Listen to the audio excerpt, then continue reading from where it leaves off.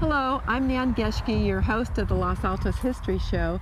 We're standing here in remnants of an orchard off Los Altos Avenue in the heart of Los Altos. And standing with me today is Don McDonald. Don McDonald is a resident of Los Altos. He's a docent for the Los Altos History House and also gives occasional walking tours of this neighborhood. And we've invited Don to share with us today his walking tour. And he starts here in this orchard. And what do you tell them, Don? By the way, welcome. Thank you. Well, I start by telling them that this is as you said, a representative orchard of the period, but it's also, for this complete block, it was the largest orchard that was or bought and planted after the earthquake in 1908. The Beckers moved here with two young sons, and they planted this in, as you can see, apricots and walnuts. And then... So this was the Becker family? This was the Becker family, yes. Joe Becker.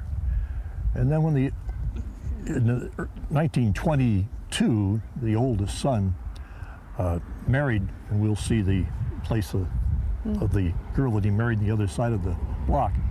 Then they built another place, but this home that we'll see here was their second home, built in 1915. The first one burned down over in this area. The home over in this direction? Yes. But when the boys took over the orchard and ran it, they also had chickens, and they built a row of sheds back here. There's still parts of the sheds there. They had over 1,000 chickens. 1,000 chickens. Not just an orchard, but it was also chickens. So, I mean, that is kind of indicative of what life was like here in Los Altos at the turn of the century, sort of right up through the 40s, I would imagine. It was very rural, primarily apricot orchards. Previous to that, there had been some grain fields, and there were people who raised some livestock as well, correct? Correct, absolutely.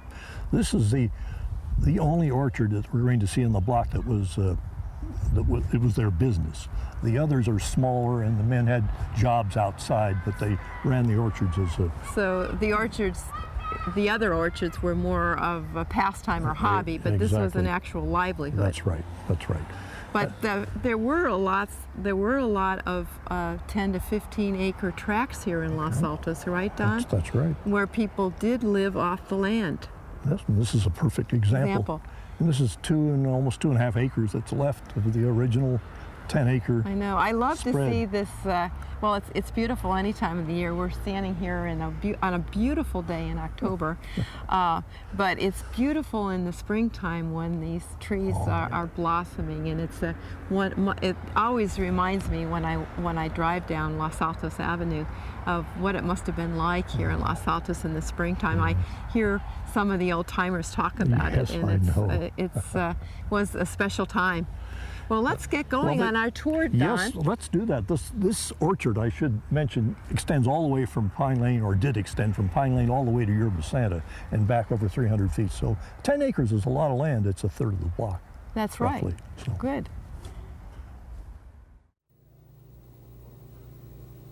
We're back in the studio now with Don McDonald. Welcome again, Don. Thank you, Nan. We enjoyed our tour with you last week so much. The weather was gorgeous, and we so enjoyed the tour that you gave us of the neighborhood, starting in the Becker Orchard.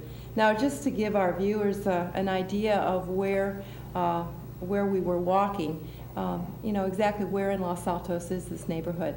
Yes, the Becker Orchard is on Los Altos Avenue, and then we walk down Pine Lane to Cherry Avenue, down Cherry to Yerba Santa, up Yerba Santa to Los Altos Avenue and back. It's about a mile around the block. About a mile, and it's about equidistant between town and El Camino, isn't it? Correct. Okay, in North Los Altos. Now, not only were the houses interesting and the orchard, but it's actually the story of the families that we're most interested, isn't it, Don? And who were those families that we're talking about? Yes, well, the 5 original families that moved there between 1908 and 1914 were the Beckers, the Bleiblers, the Buswells, the Georges, and the Cliffords. And the descendants, direct descendants of those 5 families still live in the same area. Yeah, isn't that interesting? Very unusual. I know. I mean, it's just kind of unbelievable that the families would still all live in the same neighborhood. I know when we were on our tour that we talked with a couple of those descendants, Lucille Lewer and Armin King. And Armin was generous enough to share some photographs with us. And I thought we might share them with the viewers tonight. If we could bring up the first photograph on our monitor, and that's of Herman Bleibler, who was the patriarch of his family. He was a Swiss immigrant. He apprenticed as an iron worker and actually started his own ironworks shop in Palo Alto. The shop still is in business today. It's off Page Mill Road, I believe. And he was very influential in sort of forging this neighborhood, I believe, as well. I think the next photograph is of Bertha Bleibler, who was Herman's wife. This is a picture of her as she was affectionately known as Grandma, and she almost always wore an apron, Armin told me. This was a picture of her in her orchard. She was a very important person in Los Altos, because we have another bust of her that Anna Knapp Fitz did of her from a photograph that Armin and Marjorie King gave her, so that she was able to construct this bust of her. This is Bertha Bleibler. Now the next photograph is of Herman and Bertha in an old car, maybe a Model T, I can't tell what it is, in front of another store of theirs. I guess they were wagon makers. So even though he had an iron works, or maybe this was before he started his iron works, but it has a Herman Bleibler wagon maker. And this is an old family photograph. And I think the last photograph that he shared with us is of a picture that was taken, I think you said, Don, on a Thanksgiving maybe morning at barbecue.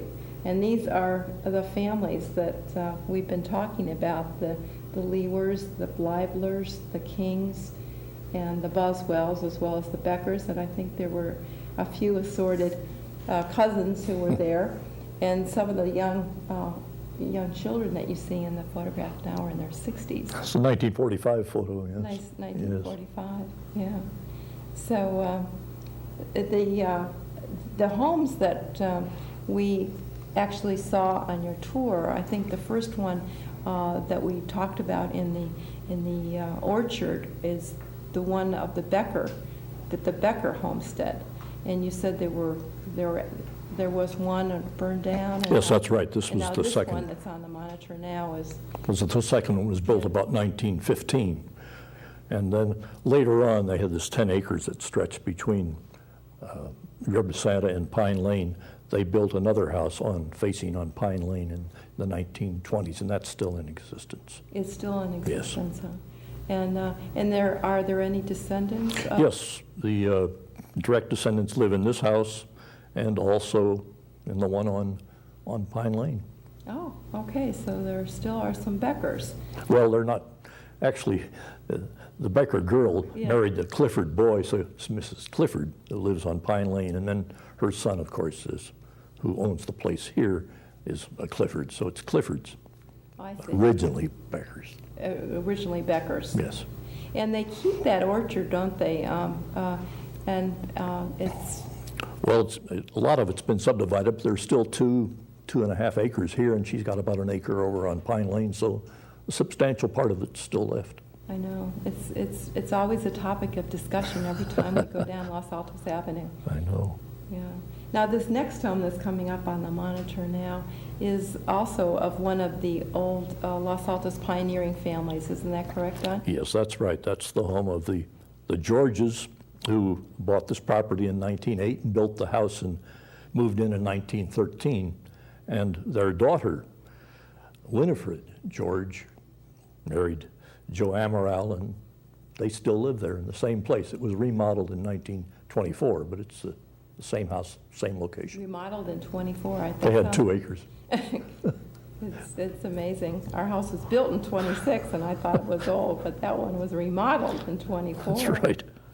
Now, this next home is kind of unusual, isn't it, Don? I mean, for Los Altos, I've never noticed this home before, but what is it about it that's so unusual? Well, as far as I know, it's the only home in Los Altos that has a complete facade of rocks, including the chimney. It's very unusual.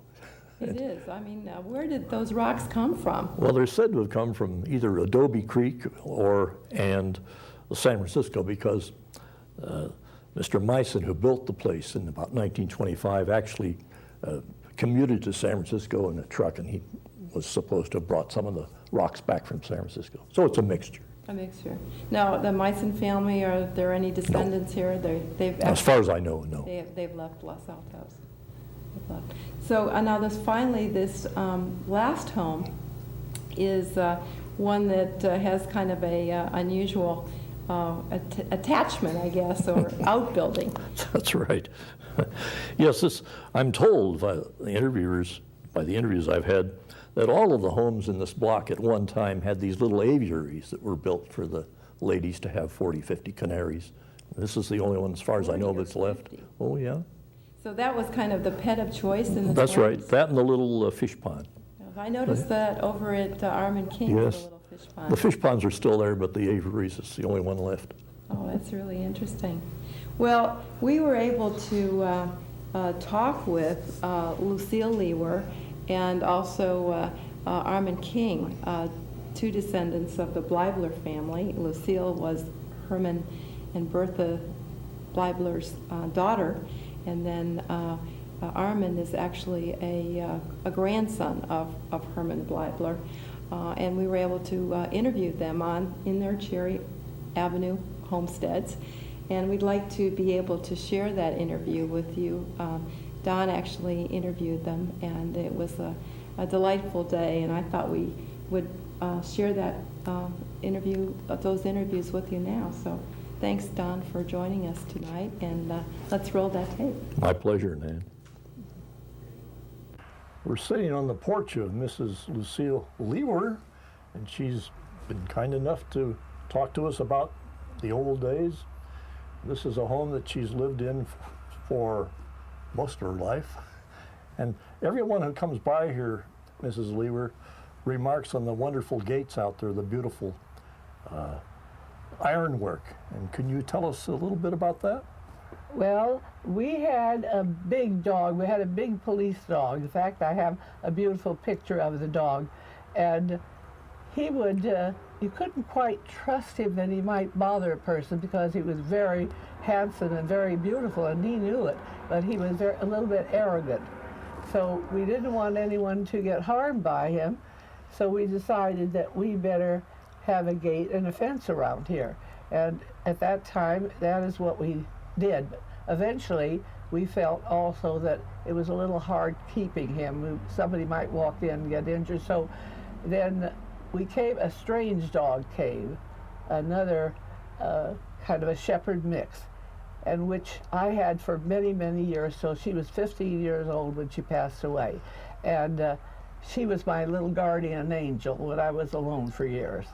So your father actually built these for you then? He built that for me. He started it out, actually, and somebody else wanted to change the little figures there. And I said, no, that's the one I want. You know how you look at your models? And I said, that is the one I want then, that's fine. You start out with the other model, and for them, they were in Atherton. I said, that's the one I want. So he had promised to make it for me, and then he completed it for me. Well, it's certainly beautiful. Speaking of your father, he was, of course, one of the original settlers here. I guess he bought the place about 1909, and then you moved in 1913. That is correct. That is correct. He, Herman Bleibler, he was born in Switzerland, learned the iron trade, and established this place in Palo Alto. And then you moved here as a very, very young girl. That's it. What do you remember about the early days of Los Altos when it was mostly orchards and fields? That is correct. There were no homes across the street at all. There was a little tiny summer cottage right at the corner of Pine Lane and Cherry. But other than that, you didn't find anything until our home. And then, of course, the George's home above, and they live in that house now. Yeah. Yes. One of their daughters, who's now Mrs. Amaral. And then next door was a Pantage's home, and she was one of their youngsters, the younger generation. And other than that, there wasn't a home until you were way up at the end of the street. And then across the street, we had a family that came down for just summer. And they were here, and they had kids, and we enjoyed playing with them. And that big orchard out where we go through to Yerba Buena and all that was all orchard in there. And we used to cut through when we went to school. The Becker orchard? No, Becker's is over there, right over here. Oh, I see. If you remember, where Yerba Buena that comes off of San Antonio. That was all orchard in there. And we used to sneak through there, so it was closer going up to school. I'm told that was the Marvin orchard. I think Marvin actually was on Los Altos Avenue and Yerba Santa over here, but they had not cut Yerba Santa until later, and Yerba cut in.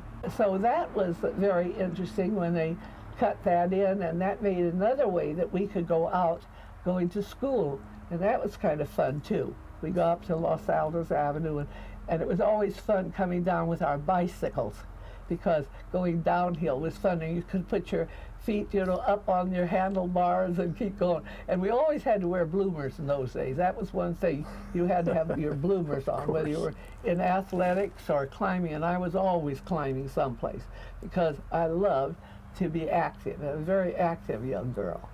And so we had to have bloomers, and that was fine. You could put your legs right up and your bars and all. Well, these streets weren't paved. It must have been a little rough riding your bicycle. Oh, it was. It was rough going every place. It was hard pumping up there, too. And even San Antonio wasn't finished like it is today, Sure. It was pretty rough going up there. But riding a bicycle was fun. I enjoyed riding a bicycle. And then when it was bad weather, well, then my dad we had a hired man because we had chickens and we had a cow and we had a goat and we had a pig, and we just had everything you could have up there, and rabbits, lots of rabbits. And as I say, we each had our chores to do. My chores were the chickens. I had the chickens. You were the chicken Pick up the eggs and feed the chickens, yes. And I got 50 cents a week. So, as I say, big pay. But that was fine. I looked forward to my 50 cents.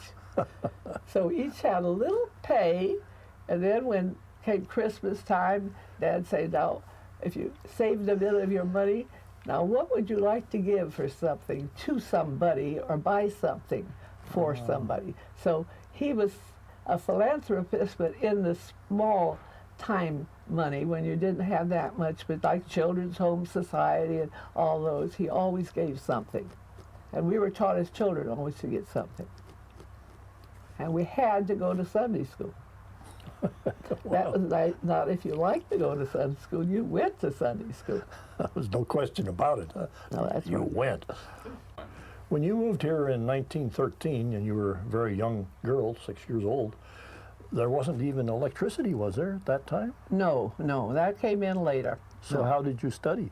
Well, we studied with a big kerosene lamp and had a great big red rose on it. And we loved that. But we, after having dinner, we ate in the kitchen. Sunday, we ate in the dining room. But that was the one day we had to be home and dressed and stay dressed, went to church in the morning.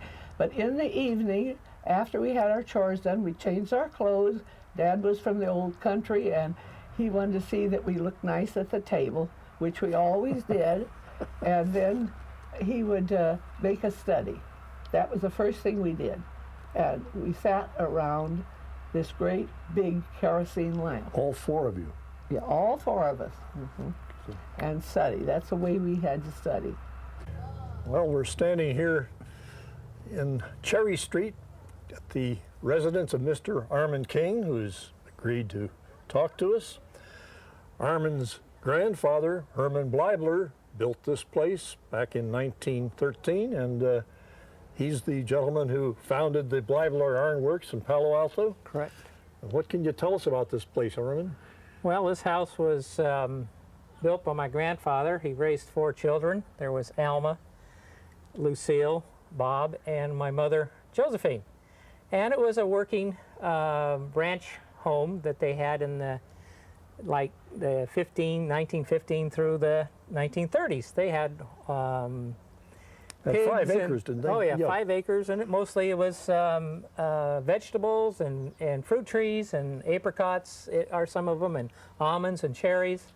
And kids all worked after school, and they had a cow and they had pigs, and they raised their own vegetables and had their dairy products. They had their own cow, and they sold most of what they had and then canned and preserved for the winter, that which they needed. My grandfather, of course, had his iron business in downtown Palo Alto, and so he would go into that every day and did blacksmithing and shoe writing and wheelwrights. And then later on during the 1920s, when the boom came in, he did ornamental ironworks and worked a lot with Burge Clark and other architects and some of the Spanish design buildings in Palo Alto, sort of like Lucy Stern.